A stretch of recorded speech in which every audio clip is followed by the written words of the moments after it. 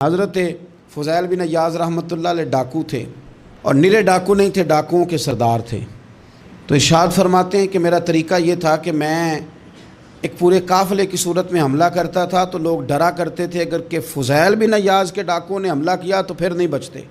ایک دن گزر رہا تھا تو ایک قاری صاحب آیت پڑھ رہے تھے، لا تقنطوا من رحمت اللہ، اللہ کی رحمت سے کبھی نا امید نہ ہونا، ان اللہ یغفر الذنوب جمیعا، بے شک وہ سارے ہی گناہ معاف کر دے گا۔ آپ فرماتے ہیں میرے دل میں بات اثر کر گئی، ماننا ہے نا۔ جس نے نہیں ماننا اس نے 6666 آیتوں کا ترجمہ پڑھ کے بھی توجہ نہیں کرنی۔ آپ ارادہ کریں نا، آپ اپنی دل کی زمین کو زرخیز بنائیں۔ فرماتے ہیں میں فوراً وہ آیت سنی تو میں رویا، اور میں وہ حافظ صاحب کے پاس چلا گیا، ان سے اجازت لی، ان کے کمرے میں داخل ہوا۔ میں نے کہا آپ نے ابھی آیت پڑھی ہے کہ اللہ سارے گناہ معاف کر دے گا؟ تو جس بندے نے کئی سال ڈاکے ڈالے ہوں، بیٹیاں روتی رہتی ہوں پر وہ مال لے کے آ گیا ہو، مائیں واسطے دیتی رہتی ہوں پر وہ لوٹ کے نکل آیا ہو، اب جی اگر وہ بندہ بھی سچے دل سے توبہ کرے تو اللہ معاف کر دیتا ہے۔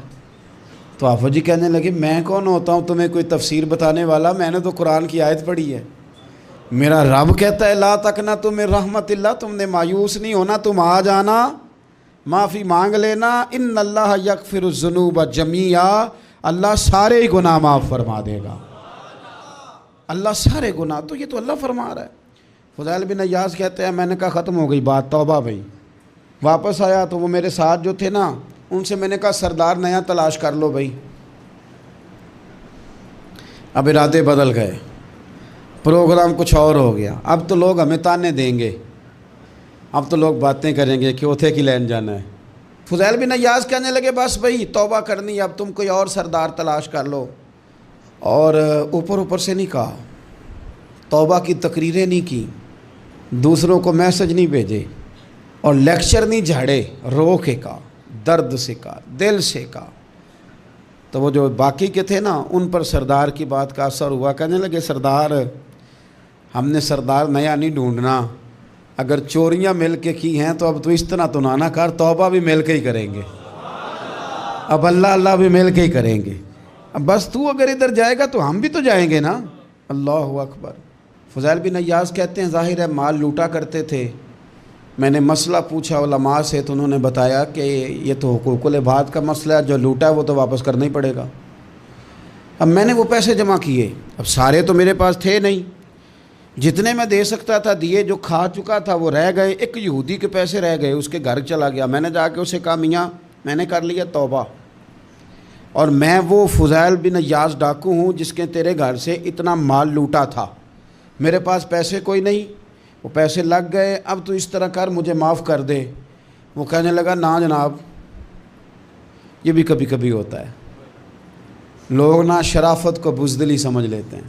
فضیل بن عیاض سے کہنے لگا میں تو پیسے لوں گا، ایسے تو نہیں معاف کرتا۔ آپ فرمانے لگے پیسے تو کوئی نہیں، یہ سچی توبہ ہے۔ وہ کہنے لگا پھر اس طرح کرو میری اونٹوں کو چارہ ڈالو، پیسے پورے ہوئے تو چلے جانا۔ کل ڈاکو تھے، ابھی وہ تلوار چلانی آتی ہے، نیزہ چلانا آتا ہے، ڈٹنا آتا ہے، اعصاب مضبوط ہیں، مسئلہ کوئی نہیں، لیکن توبہ سچی کی ہے نا، یہ سچی توبہ والے لوگوں کا طریقہ ہے۔ اس سے کہہ سکتے تھے کہ جا جتھو لب دینی لے لے، تجھے کہا معاف کر دے، تو تیار ہی نہیں ماننے کو۔ حضرت فضیل بن عیاض کہنے لگے اگر اونٹوں کو چارہ ڈالنے سے تو معافی دیتا ہے نا تو میں تیرے اونٹوں کو چارہ ڈالنے کو بھی تیار ہوں، کیونکہ راضی اللہ کو کرنا ہے، اپنے ضمیر سے بوجھ اتارنا ہے، بندوں کے سامنے سرخرو نہیں ہونا، اللہ کے حضور ہونا ہے۔ توبہ کا مطلب ہے رب کوئی بارگاہ میں سرخرو ہونا، بندوں کے سامنے نہیں۔ حضرت فضیل بن عیاض سے کہنے لگے ڈالیں گے تیرے اونٹوں کو چارہ، کیوں نہیں ڈالنا؟ 2-4 دن چارہ ڈالا تو وہ یہودی ایک دن کہنے لگا کہ یہ نا ٹھیکریوں سے بڑی ہوئی تھیلی ہے، یہ تو ذرا اٹھا کے لا۔ حضرت فضیل بن عیاض نے اٹھا کے اسے دی، جب اس نے کھولی تو اشرفیوں کی بھری ہوئی تھی۔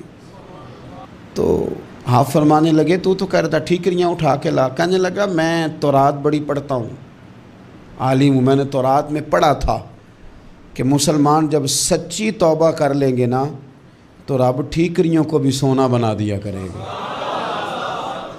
پھر یہ مٹی کے ڈھیلے اشرفیاں بنا کریں گے۔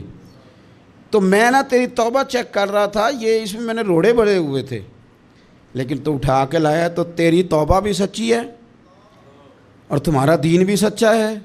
اب اس طرح کر، معافی اس شرط پہ دوں گا کہ مجھے کلمہ پڑھا تاکہ میں بھی مسلمان ہو جاؤں۔